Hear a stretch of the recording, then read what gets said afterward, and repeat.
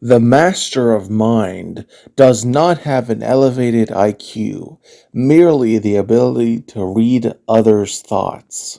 Zane, Ninja of Ice.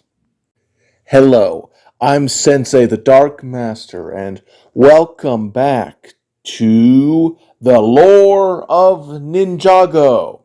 In today's installment, we shall be continuing our coverage of the various elemental powers of Ninjago. This time, we shall be covering the mental power of mind. We shall be covering the element's history, its notable users, the creatures and objects associated with the elemental power, the power it grants upon a user, its weaknesses, and much, much more. Let us start with the history. The history of the elemental power of mind begins, like that of most other elements, with the first Spinjitzu master, who then would teach the elemental power of mind to an individual who would become known as the first elemental master of mind. From there, they would pass this elemental power to his or her child, who would then pass the power to his or her child for over 100 generations. Eventually, this elemental power came to an individual who would go by the name Neuro, who is the current elemental master of mind. At some point prior to the start of the show, he unlocked his true potential and gained control of his elemental power.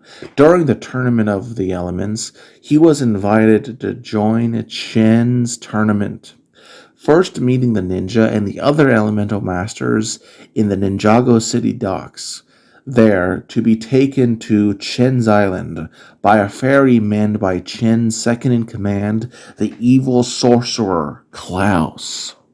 During the first round of the tournament, Neuro was able to get a Jade Blade while avoiding elimination, as the point of this first round was for everyone except one to get one.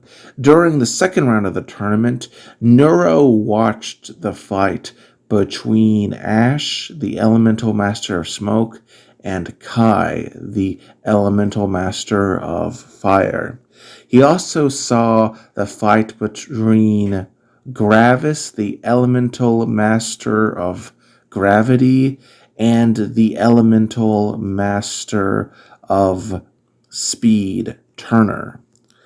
He would also, during this second round, fight against Bolobo, the Elemental Master of Nature. Despite Bolobo initially winning through his vine power, the Master of Mind managed to beat him and grab the Jade Blade. Afterwards, he watched Cole and Jay fight it out. After reading Lloyd's mind and seeing the memory of Karloff having his elemental power stolen, he became the first one of the elemental masters to start willingly help the ninja.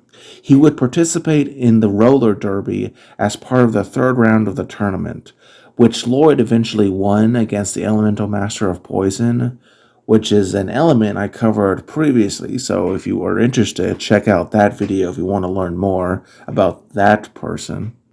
Neuro did pretty well thanks to his element of mind, and survived until the very last round of the tournament, after which he was captured by Klaus and his henchmen and was thrown into a prison cage made of vengestone that negated his powers. He was then stripped of these elemental powers alongside the others by Master Chen using his Staff of Elements.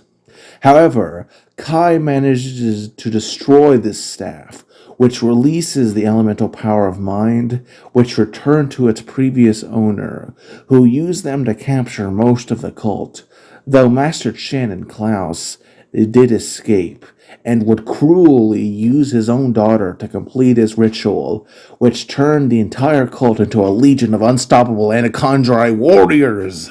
This Snake Legion overwhelmed Neuro and the other elemental masters and escaped the island, leaving them stranded on Chen's former island. However, under Zane's advice, Nero was able to overcome his fear and summoned the elemental dragon of mind, which allowed him to escape the island and return to Ninjago. Nero would use the elemental power of mind during the Second Serpentine War to hold the line in the battle over the Corridor of Elders.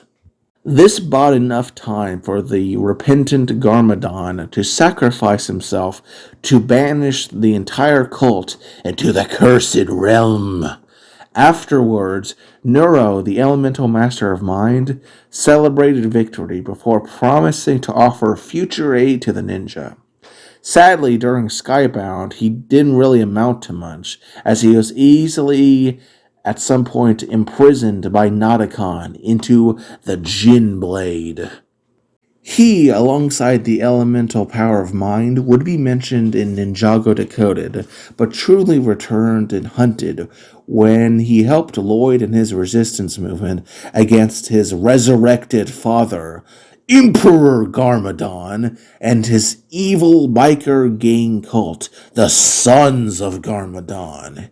He would use his mind powers to trick Killau into leaving his post, allowing the ninja to enter into Borg Tower.